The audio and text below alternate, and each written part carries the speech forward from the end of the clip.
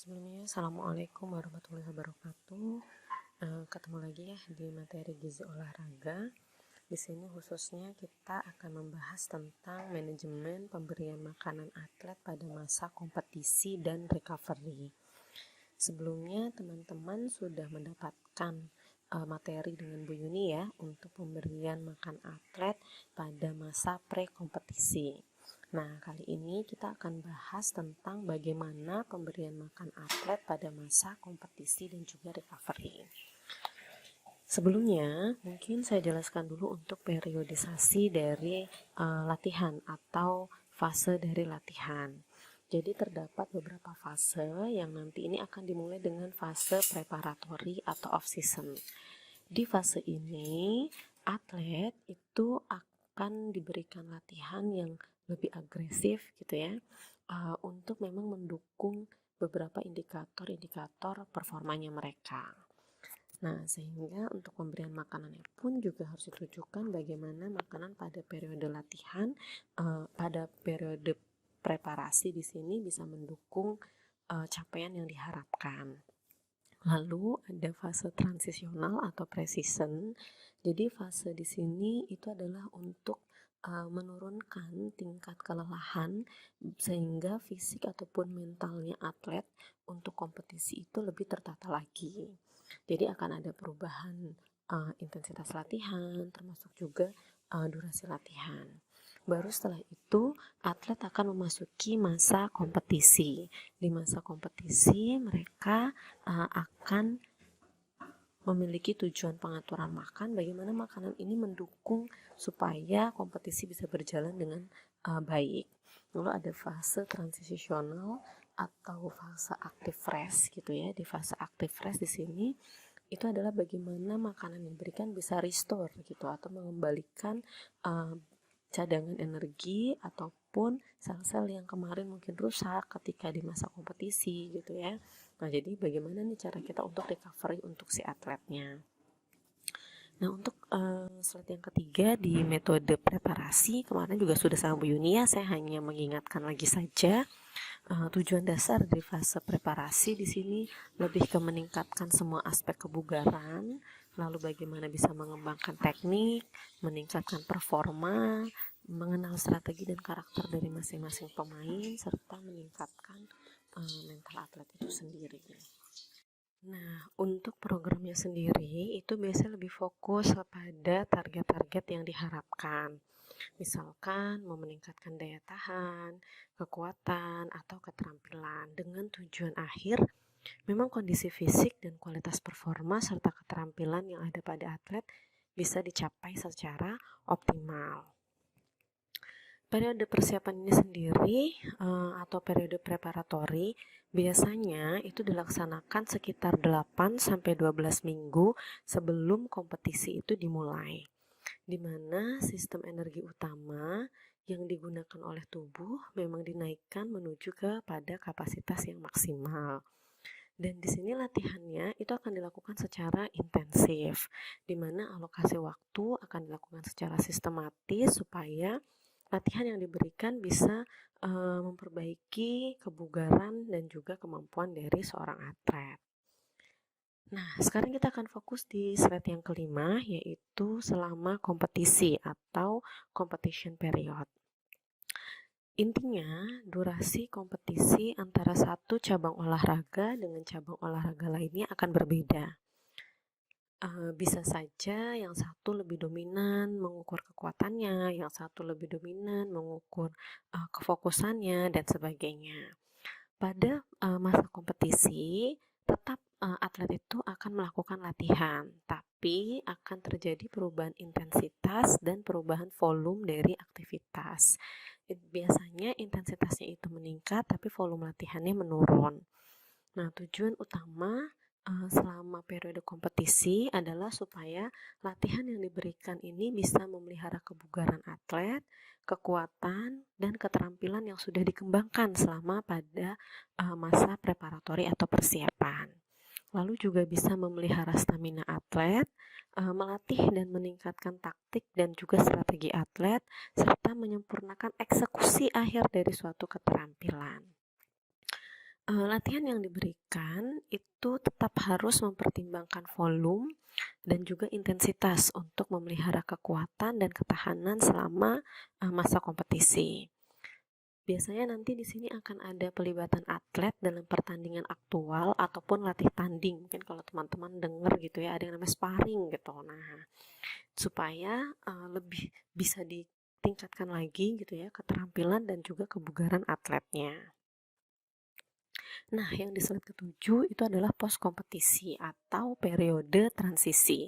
Periode ini merupakan periode pemulihan fisik dan mental setelah atlet itu latihan dan kompetisi.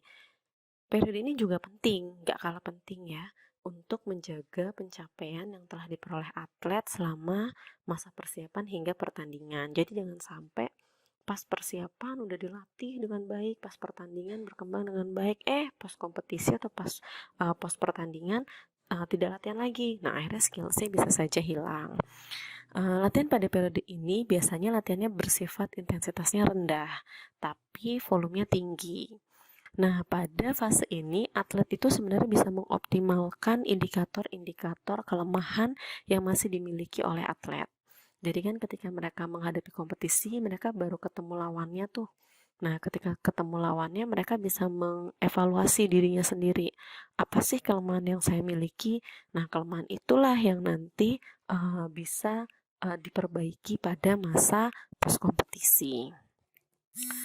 Nah, di masa pos kompetisi juga tujuan utamanya itu jangan sampai atlet setelah selesai kompetisi makannya diatur, latihan makannya diatur, begitu masuk pos kompetisi lupa makannya sembarangan. Nah, jangan sampai atlet itu naik berat badan secara berlebih, karena berat badan yang naik secara berlebih apalagi diikuti dengan peningkatan massa lemak, nah itu bisa berefek kepada performa atlet. Lalu tujuan utama juga untuk memelihara kebugaran dasar aerobik gitu ya, untuk memelihara kekuatannya. Jadi kalau seandainya dia sudah memiliki daya tahan yang baik, kekuatan yang baik, power yang baik, itu bisa dioptimalkan atau dijaga supaya tetap stabil di masa pos kompetisi. Lalu memelihara tingkat keterampilannya dan untuk memperbaiki injury dan juga memulihkan kondisi fisik dan mental. Nah, kira-kira nih menurut teman-teman, udah optimal belum sih pelaksanaan gizi pada atlet? Sebenarnya sih sejauh ini belum optimal, tapi memang sudah mulai ada perbaikan nih. Kenapa? Karena sudah mulai banyak orang-orang yang bermunculan ahli gizi olahraga yang mulai aware dengan kondisi atlet itu sendiri.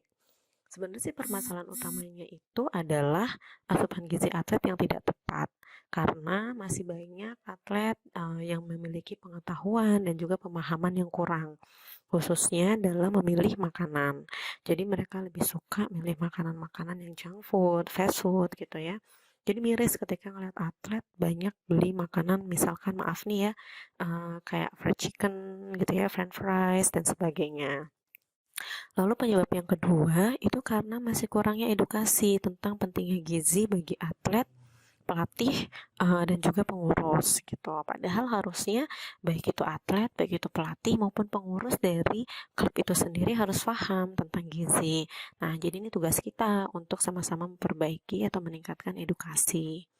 Lalu juga karena kurang ketersediaan ahli gizi pada kompetisi ilmu gizi olahraga. Tapi alhamdulillah sekarang sudah mulai ya banyak bermunculan ahli gizi yang fokus ke gizi olahraga.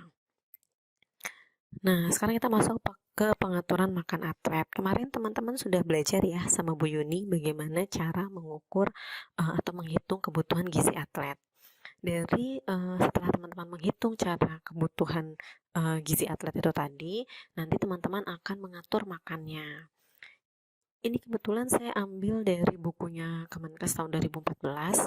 Nanti sambil saya bagikan ya bukunya yang terbaru itu ada yang tahun 2020, sudah diperbaiki 2020 atau 2021, nanti saya lihat lagi gitu ya. Referensinya banyak. Jadi kalau kita ngomong kebutuhan gizi atlet sebenarnya tidak ada perhitungan kebutuhan yang 100% mutlak benar atau 100% mutlak salah, enggak. Karena kalau kita ngomongin kebutuhan, kita baru bisa bilang kebutuhannya itu terpenuhi dengan baik atau tidak setelah kita berikan treatment kepada atletnya dan memang berat badannya tercapai atau terjaga stabilitasnya, atau target performa yang kita harapkan juga bisa meningkat performanya. Jadi yang paling penting kalau buat saya pribadi, teman-teman bisa menunjukkan referensinya. Kenapa aku menggunakan karbohidrat sekian persen? Kenapa menggunakan lemak sekian persen? Kenapa protein sekian persen? Seperti itu. Nah, di sini secara umum menu makan harus mengandung karbohidrat, lemak, dan protein. Karbohidrat referensinya beda-beda, ada yang pakai persen, ada yang pakai gram per kilogram berat badan. Kebetulan di sini saya sajikan pakai yang persen. Jadi anjurannya itu adalah KH 40 sampai 70% dari total energi, lemaknya 20 sampai 45% dari total energi, proteinnya 12 sampai 20% dari total energi. Pembagiannya nanti bisa dilihat di slide 11 ya. Itu akan berbeda-beda tergantung tipe olahraganya. Olahraganya lebih dominan apa nih? Olahraga power yang butuh kekuatan, atau olahraga endurance yang memang butuh ketahanan, atau yang dia sprint, nah atau dia permainan. Lalu seandainya dia butuh power, karbohidratnya tadi range-nya harapannya di 45% sampai 50%. Lemaknya 30 sampai 35. Yang agak lebih tinggi di sini adalah proteinnya.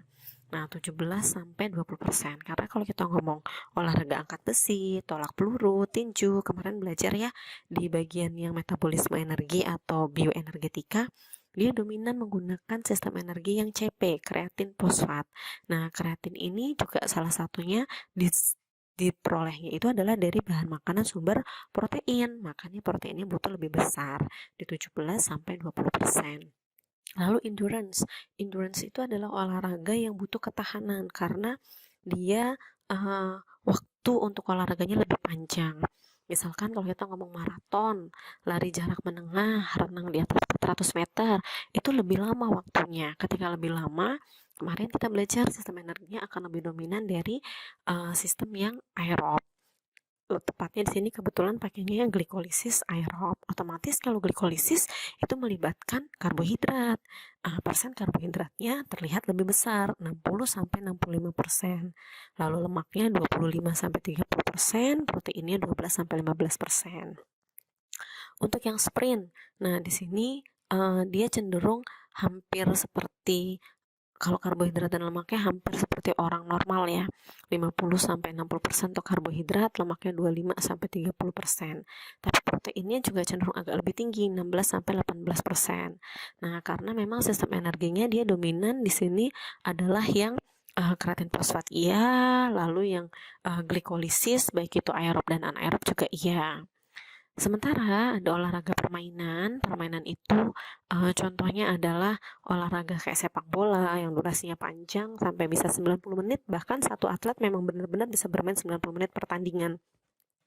Nah, itu akan lebih dominan menggunakan karbohidrat dan lemak atau metabolisme secara aerob, baik glikolisis maupun lipolisis. Sehingga teman-teman bisa lihat karbohidratnya di angka 50 sampai 60%, lemaknya di angka 30 sampai 35%.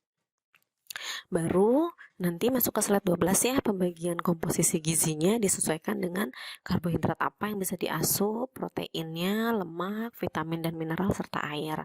Sambil dibaca ya, karbohidrat yang disarankan apa, gula misalkan untuk yang KH sederhana, selai masih boleh masuk, tapi tetap anjurannya nanti disesuaikan dengan hitungan kita. Lalu air itu penting gitu ya, bisa dari air putih, sport drink ataupun jus buah. Oke, kita masuk ke slide 13. Prinsip pemberian makan atlet adalah makanan itu harus punya nilai psikologis. Artinya jangan sampai teman-teman ngasih makanan ke atlet tapi atletnya terbebani. Otomatis kalau tidak ingin atletnya terbebani, teman-teman harus melakukan assessment dietary di awal dulu. Assessment dietary di awal itu penting untuk teman-teman mengetahui berapa sih porsi yang dia makan sekali makannya, jenisnya apa aja sih. Nah, nanti dari situ teman-teman akan melakukan edukasi atau semacam bergaining gitu ya dengan atletnya dari porsi yang dia makan udah pas atau belum. Kalau harus ditambahin, tambahnya seberapa banyak, kurangnya seberapa banyak, dia bisa atau enggak. Lalu dari jenisnya, oh ada jenis yang masih bisa ditoleransi, oh boleh dilanjutkan. Oh jenis yang ini tidak bisa ditoleransi, oh berarti kalau bisa dibatasi ya. Nah jadi akan ada bargaining di situ gitu ya. Lalu makanan yang diberikan itu beraneka ragam, menunya disesuaikan dengan pola makan atlet berdasarkan hasil wawancara diet yang dilakukan gitu. Lalu pembagian makan juga disesuaikan dengan jadwal dari kegiatan atlet itu sendiri. Nah, untuk periode persiapan sebenarnya sudah dengan Bu Yuni ya, tapi mungkin saya tambahkan sedikit gitu ya, nanti bisa teman-teman lihat nanti sambil saya share bukunya ya. Jadi di periode persiapan itu kita ada yang namanya persiapan pertandingan atau pre-season. Ini saya ngambil dari bukunya Kemenkes yang tadi saya bilang, ini keluaran terbaru, tapi saya agak lupa tahun 2020 atau 2021, nanti sambil dilihat di bukunya ya. Intinya dia bukunya masih fresh from the oven lah ya. Nah, di tahap latihan, ketika persiapan latihan, atletnya punya target penurunan berat badan dengan tanpa penurunan berat badan, itu jumlah karbohidrat, protein, dan lemak yang diasup akan berbeda. Ini biasanya keluar di bagian kuis saya. Jadi nanti silahkan diperhatikan gitu ya. Dan ini juga keluar juga di bagian ujian akhir semester gitu ya. Nanti silahkan teman-teman hayati gitu ya. Ketika dia dengan penurunan berat badan, KH yang diberikan lebih sedikit, yaitu sekitar 3-4 gram per kilogram berat badan. Sementara kalau tanpa penurunan berat badan, kita berikan 4-7 gram per kilogram berat badan. Nah, protein dengan target penurunan berat badan, proteinnya lebih besar. Jadi dikasih 2-2,5. Sementara kalau yang dia tanpa penurunan berat badan, kita kasih 1,2-2. Untuk lemak, dia cenderung juga berbeda. Yang jelas yang dengan penurunan berat badan, lemaknya itu lebih kecil, yaitu ada di angka 0,8 sampai 1. Lalu yang tanpa penurunan berat badan 0,9 sampai 1,3. Untuk di bawahnya teman-teman bisa lihat itu ada keterangan karbohidrat berkisar 5-12, protein 1,4-2, lemak 1-1,5. Ini saya dapatkan referensi yang ini dari bukunya Kemenkes yang tahun 2014. Nah, mana yang benar, Bu? Pakai yang mana aja boleh, silakan disesuaikan dengan tadi ya. Teman-teman harus lihat dulu kebiasaan makan atletnya, porsinya bagaimana, jenis makanannya bagaimana, baru nanti kita bisa melakukan penyesuaian. Intinya makanan yang diberikan itu tidak membebani psikologisnya atlet seperti itu. Nah, ini yang dari buku terbaru, kebutuhan asupan zat gizi secara spesifik pada pre-season. Sudah ada di situ sebelum tanding gitu ya, sebelum tanding, maaf, maksudnya sebelum latihan, saat latihan, dan setelah latihan. Intinya di sebelum, saat, dan setelah latihan ini benar-benar harus diperhatikan. Sebelum itu kita kasih 1-4 gram per kilogram berat badan, diberikannya 1-4 jam sebelum latihan. Lalu protein itu bisa 5-20 gram. Tinggi protein diberikan kalau atletnya akan melakukan latihan strength atau kekuatan. Nah, rendah protein untuk latihan yang aerobik atau latihan dengan jenis olahraga sedang. Jadi sangat penting teman-teman harus tahu apa sih jenis latihan yang dilakukan oleh atletnya. Makanya kalau dapat kasus atlet, pendampingan atlet itu adalah hal yang penting supaya kita tahu latihannya apa aja. Kalau seandainya latihannya berat, ya berarti proteinnya lebih tinggi. Kalau latihannya ringan, bisa diberikan lebih rendah. Natriumnya 500 mg, ini diberikan saat 1-4 jam sebelum latihan, mengingat memang akan ada elektrolit yang hilang ya ketika latihan dari keringat. Cairannya 2,1-3 ml per kilogram berat badan, 4 jam sebelum latihan, lalu tambahan kalau seandainya atletnya itu 2 jam sebelum latihan tidak sepenuhnya terhidrasi. Cara gampangnya melihatnya adalah 2 jam sebelum latihan teman-teman bisa tanya, sudah BAK, buang air kecil atau belum? Kalau sudah BAK, volumenya banyak atau sedikit? Warnanya kuning atau kuning pucat, gitu ya, kuning tua atau kuning pucat. Kalau warnanya kuning tua atau kuning pucat dan volumenya sedikit, artinya dia belum terhidrasi dengan baik. Jadi butuh tambahan minuman 1,2-3 ml per kilogram berat badannya dia. Lalu saat latihan itu juga kalau latihannya makan waktunya lama, bisa 2,5-3 jam gitu ya, itu butuh makanan atau minuman yang ada karbohidratnya. Jadi bukan cuma air putih biasa.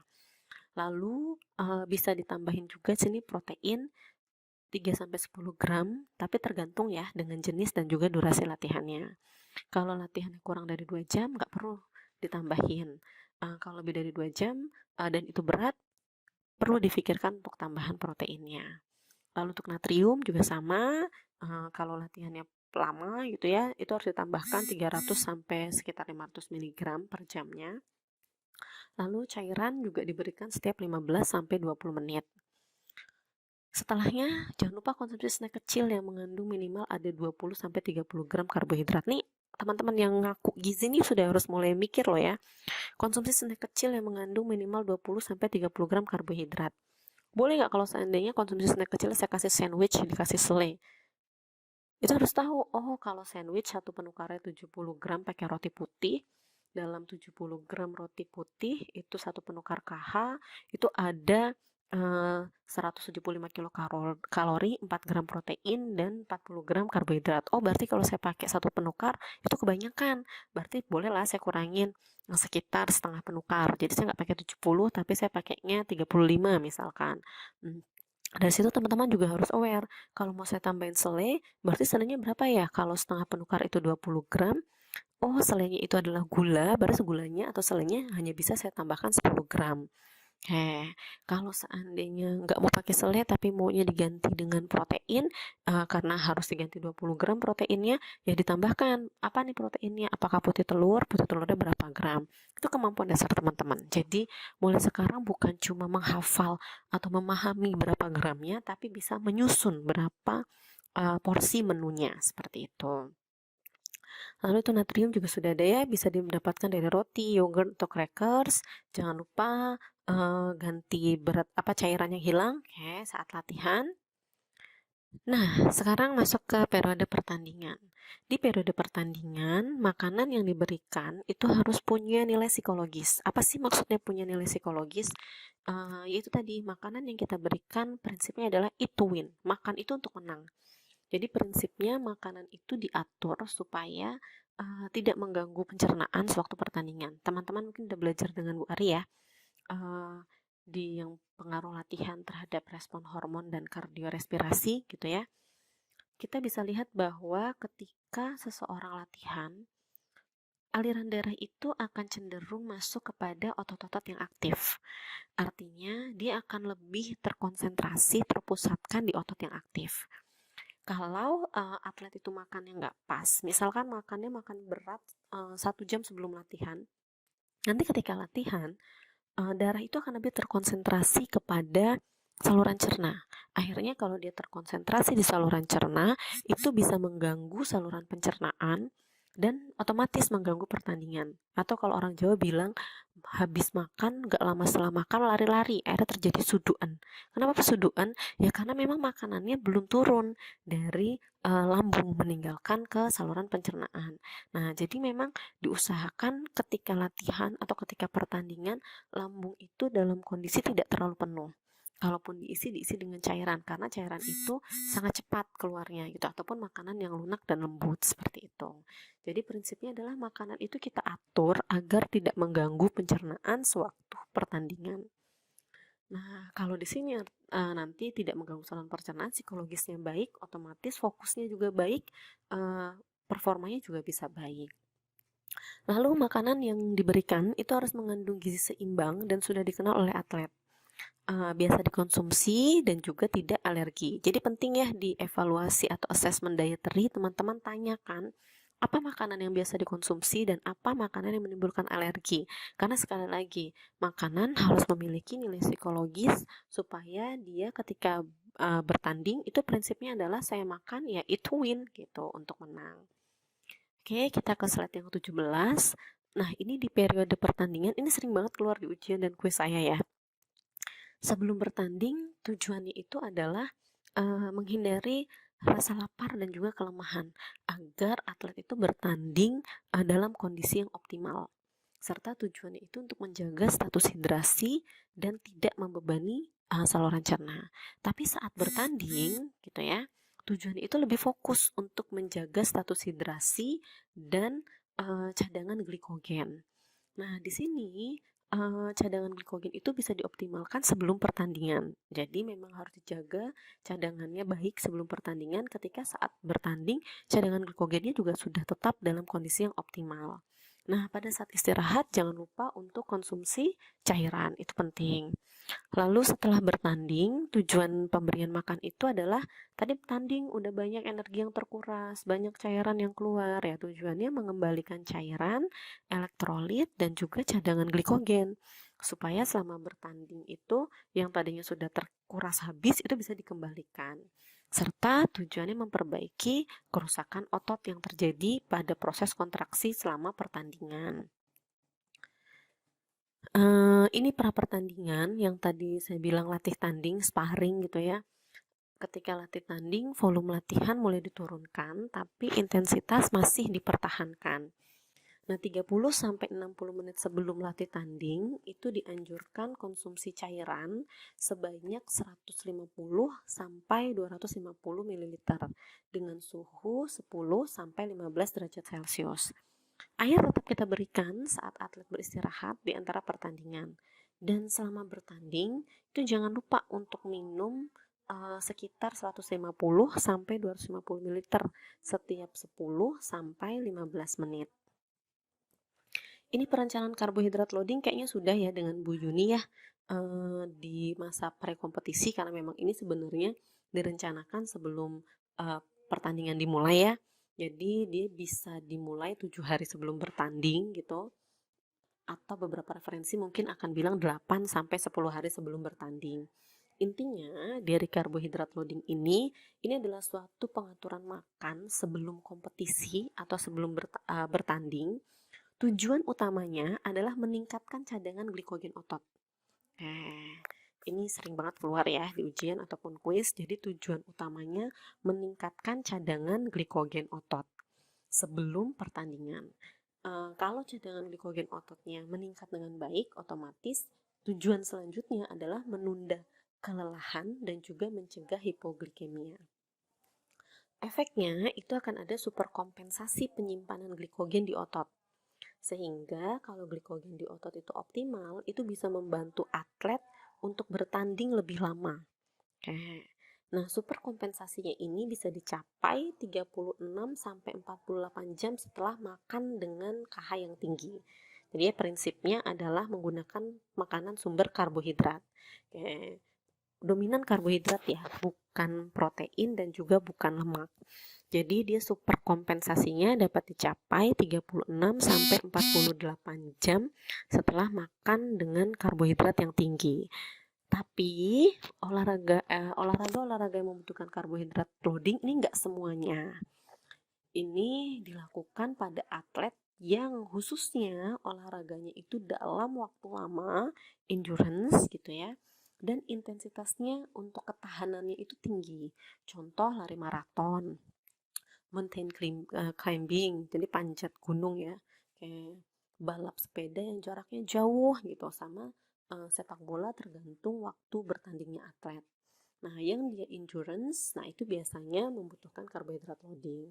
Tapi kalau yang dia nggak endurance, cuma menggunakan power, misalkan kayak angkat beban, nah itu tidak membutuhkan karbohidrat loading. Jadi teman-teman harus bijak kapan memberikan karbohidrat loading dan kapan tidak. Karena tidak semua atlet membutuhkan karbohidrat loading. Nah, untuk karbohidrat loading sendiri, referensinya juga banyak. Ada karbohidrat loading murni dan ada karbohidrat loading modifikasi. Nanti di buku yang terbaru itu sudah ada contoh karbohidrat loading, nanti bisa sambil dibaca ya. Jadi kalau yang murni, atlet itu diberi latihan berat dan asupan KH-nya rendah selama 3 hari, jadi hari ke-6, ke-5, ke-4 sebelum bertanding. Latihannya berat, asupan KH-nya rendah. Tapi selanjutnya dia akan diikuti dengan asupan KH yang tinggi selama 3 hari sebelum bertanding. Jadi sebelum bertanding itu langsung dikasih KH yang tinggi. Karena tadi mengingat super kompensasinya itu 36 sampai 48 jam. Nah, tapi ternyata itu ada efek yang tidak diharapkan. Akhirnya ada beberapa yang memodifikasi karbohidrat loading. Jadi atlet itu diberikan diet KH tinggi 70-80% dari total energi, proteinnya hanya 10-15%, lemaknya 10-20%, tapi latihan yang dimodifikasi.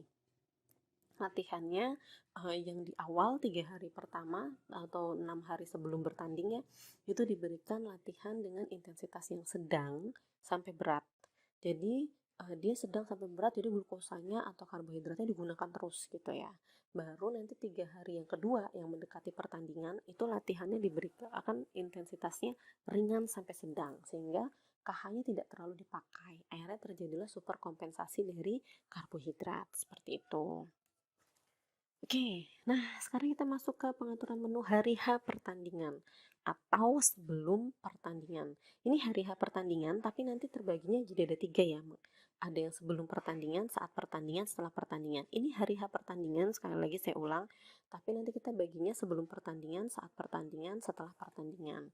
Nah, saya bahas dulu yang sebelum pertandingan.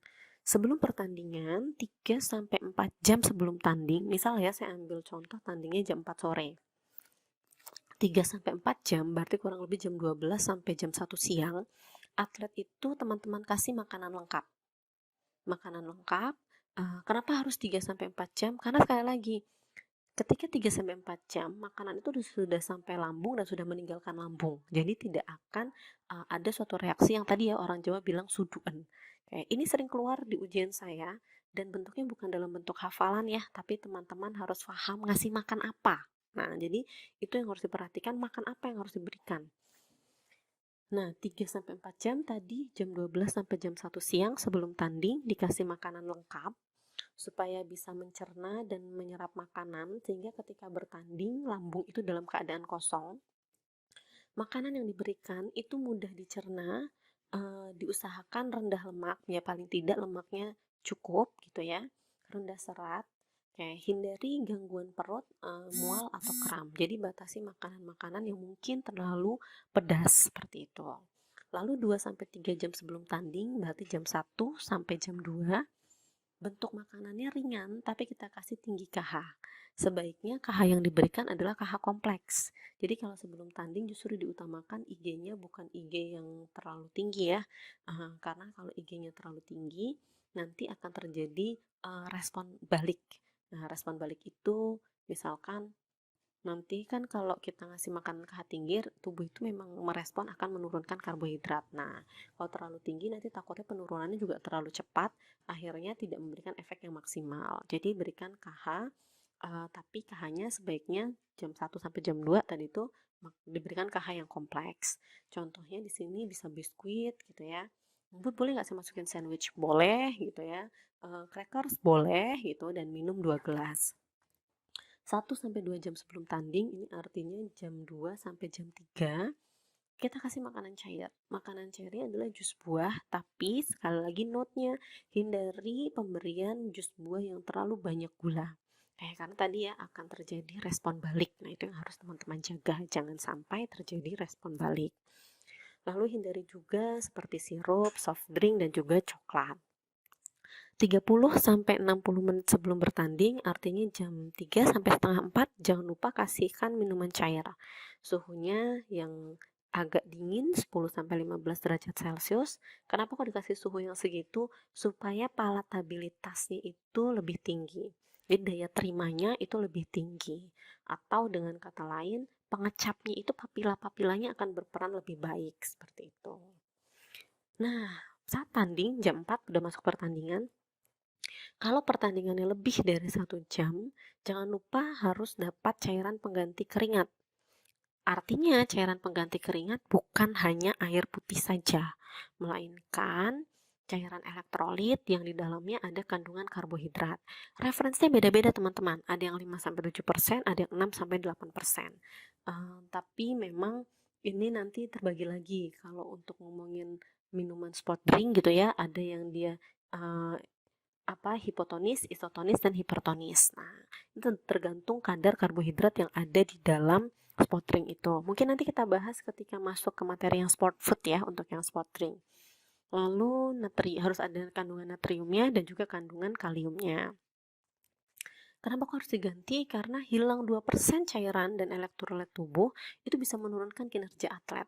Jadi mau nggak mau harus diganti. Cara gantinya setiap 30-45 menit gitu ya, jangan lupa konsumsi air 100-250 ml. Airnya harus mengandung karbohidrat dan mineral dalam jumlah yang seimbang. Diharapkan sport drink ataupun minuman yang diberikan itu adalah minuman isotonik. Nah, jumlah karbohidrat yang dianjurkan itu berkisar 30-60 gram per jam lewat sport drink. Berapa banyak, Bu? Oke, seandainya kita ngambil 30 menit setiap kali minum. 30 menit dikalikan kalau tadi dalam 1 jam berarti 2 kali ya. Ambil yang konsumsi airnya 250, berarti 250 dikalikan 2 kali pemberian itu adalah 500 ml. Nah, dalam 500 ml itu jumlah KH-nya itu berkisar 30-60 gram. Ya, cara gampang teman-teman bisa lihat lah ya di nutrition fact-nya kalau edukasi atlet gitu. Atau kalau tadi pakai karbohidrat 5-7% atau 6-8%, ya tinggal hitung aja. Kalau 500 ml, teman-teman ambil 6% karbohidratnya, ya 6% dari 500 ml itu adalah 30. Nah, artinya KH-nya memang harus ada 30 gram per jamnya. Contoh gampangnya seperti itu. Kalau mau pakai air, misalkan air gula yang ditambahin garam gitu ya, kayak ini ya, Oralit ya, atau misalkan jus buah apa namanya, sari buah gitu, bukan jus ya tapi sari buah. Nah, teman-teman juga bisa hitung dari gula yang ada di buah tersebut berapa gram, ditambahin gula tambahannya berapa, kurang lebih ada di rentang 30-60 gram per jam. Nah, setelah pertandingan itu nanti juga jangan lupa diatur makannya.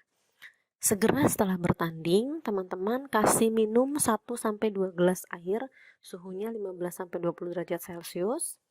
Misalkan selesai tanding jam 6 sore gitu ya, karena sepak bola nih misalkan.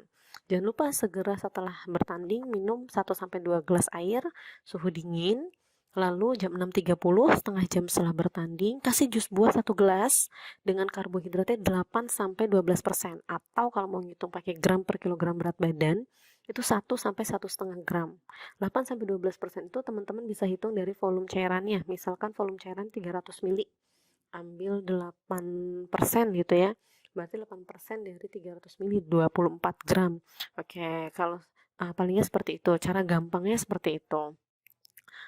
Jus buah 1 gelas dengan KH minimal tadi ya 8%, berarti kalau 300 ml tadi dapat 24 gram, ya tinggal ditambahin dari buah berapa gram, gula yang harus ditambahin berapa gram. Nah, karena memang gulanya harus bersumber dari buah dan juga dari gula tambahan. 1 jam setelah bertanding jam 7, jus buah lagi 1 gelas, jangan lupa kasih snack ringan. Boleh makanan cair, boleh biskuit, boleh bubur halus, kandungan kalorinya 300 kilokalori. Jadi di total dari jus buah dan dari makanan ringannya itu kurang lebih 300 kilokalori. 2 jam setelah bertanding baru jam 8 ya, kasih makan lengkap, porsi kecil, lauknya diupayakan yang tidak digoreng, tidak bersantan. Kalaupun digoreng boleh, tapi dipertimbangkan bukan yang minyaknya terlalu banyak. Banyak buah dan sayur menggantikan elektrolit dan sebagai pengganti serat ya, yang karena tadi di awal kita berikan seratnya dikit. Lalu penyediaan malam hari menjelang tidur itu mutlak disediakan bagi atlet yang bertanding malam hari. Walaupun ini jam 8 udah makan setengah porsi gitu ya, jangan lupa nanti sebelum tidur gitu ya, itu dikasih lagi makan untuk recovery-nya. Kenapa? Karena memang dia butuh recovery dari makanan, supaya nanti itu bisa menggantikan cadangan glikogen yang hilang dan juga membantu memperbaiki otot-otot yang rusak ketika latihan, atau maksudnya ketika pertandingan, seperti itu. Nah, ini ada referensi pemberian glukosa saat pertandingan, teman-teman bisa lihat. Kalau seandainya saat pertandingan tergantung durasi tandingnya, kurang dari 30 menit, 30-75 menit gitu. Terus 1-2 jam, 2-3 jam, lebih dari 2,5 jam gitu ya. Anjurannya apa itu ada di situ. Jenis karbohidrat yang dianjurkan apa, bentuknya apa itu juga sudah ada. Mungkin nanti di sport food kita bahas sedikit lah ya, sport drink, energi bar gitu ya, biar enak apa sih contohnya sport food, apa sih contohnya energi bar gitu. Ini saat pertandingan, ini juga referensi dari buku yang terbaru. Ketika pertandingan bisa berikan karbohidrat 5-12 gram per kilogram berat badan. lalu proteinnya di situ 1,4 sampai 2 gram per kilogram berat badan, lemaknya 1 sampai 1,5 gram per kilogram berat badan. Teman-teman bisa lihat kebutuhan zat gizi spesifik in season atau pertandingannya ketika sebelum latihan, sebelum tanding, di sini sebelum in season diberikan 1 sampai 4 gram, 1 sampai 4 jam sebelum tanding gitu ya diberikannya. Proteinnya 5 sampai 15 gram, itu maksudnya tanding ya, walaupun tertulis latihan tapi di sini spesifik in season atau pertandingan ya. Lalu ketika saat pertandingan 10 sampai 20 gram, di sini 10 sampai 20 gram. Kalau di referensi yang sebelumnya di di slide yang 22 tadi itu anjurannya saat pertandingan 30 sampai 60 gram. Di sini 10 sampai 20 gram. Pakai yang mana, Bu? Balik lagi tergantung tipe olahraganya, tergantung kebiasaan atletnya. Intinya kita baru bisa tahu optimal atau tidak optimal ketika makanan yang kita berikan memberikan efek yang diharapkan. Lalu ini setelah tanding ada 1 sampai 1,2 gram per kilogram berat badan. Jadi kalau di total di situ minimal 4 ditambah 1 yaitu adalah 5 gram per kilogram berat badan. Itu untuk karbohidrat, proteinnya nanti bisa dibaca ya 5 sampai 15 gram, saatnya 3 sampai 10 gram, lalu 10 sampai 25 gram untuk proteinnya, lalu natrium di situ diganti, apalagi yang pertandingannya tingkat sedang itu harus diganti, tingkat berat sampai lebih besar lagi penggantiannya karena banyak elektrolit yang hilang lewat keringat. Oke, nah nomor 26 ini di slide 26 adalah contoh pembagian makan pada periode pertandingan. Semisal itu menunya adalah menu 2800 kilokalori, tanding pukul 16. Itu sudah saya tuliskan di situ ya. Ada makanan lengkap kapan masuk, makanan ringan bisa roti, biskuit atau buah segar. Lalu makanan cair bisa jus buah atau yogurt. Masuk mau tanding minuman cair, tanding jangan lupa minum, khususnya sport drink kalau jangka waktunya lama. Segera setelah tanding 1-2 gelas air, lalu setengah jam jus buah 1 gelas, 1 jam jus buah ditambah snack ringan, 2 jam makanan lengkap porsinya kecil.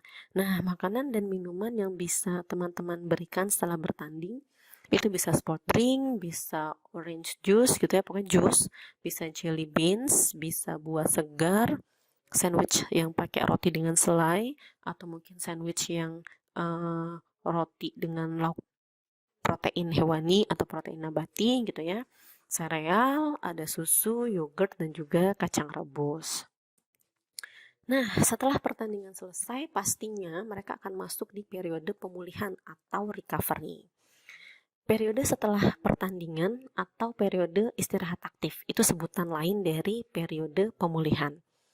Ketika di periode pemulihan, atlet dapat makanan biasa. Tujuannya adalah mempertahankan dan meningkatkan kondisi fisik. Kalau status gizinya mengalami perubahan, tujuannya juga untuk pemulihan status gizi. Tapi dengan syarat atlet tetap melakukan latihan dengan frekuensi latihan yang lebih sedikit. Prinsip dari periode pemulihan ini adalah makanan yang diberikan untuk recovery. Oke, jadi recovery selama periode pelatihan. Prinsip dari pemberian makan ini sebenarnya hampir sama dengan pemberian makan ketika persiapan tanding. Jadi KH-nya diberikan 3-4 gram per kilogram berat badan per hari, proteinnya bisa 1,5 sampai 2,3 gram per kilogram berat badan per hari, lemaknya bisa 1 sampai 2 gram per kilogram berat badan per hari. Kebutuhan cairan dan elektrolit juga jangan lupa dihitung karena mereka tetap latihan. Dan yang paling penting adalah pemantauan status gizi secara berkala. Jangan sampai atletnya kegemukan atau atletnya malah kurus nggak mau makan gara-gara terlalu capek habis pertandingan, sesi pertandingan dan sebagainya. Jadi harus ada pemantauan gizi secara berkala. Untuk setelah pertandingan gitu ya, di sini kebutuhan zat gizi makronya tadi sudah saya sebutin ya 3-4 gram untuk karbohidrat per kilogram berat badannya, protein 1,5 sampai 2,3 gram per kilogram berat badan, lemaknya 1 sampai 1,2 gram per kilogram berat badan. Sebelum latihan, saat latihan, dan setelah latihan. Jadi prinsipnya sama ya karena mereka akan ada latihan.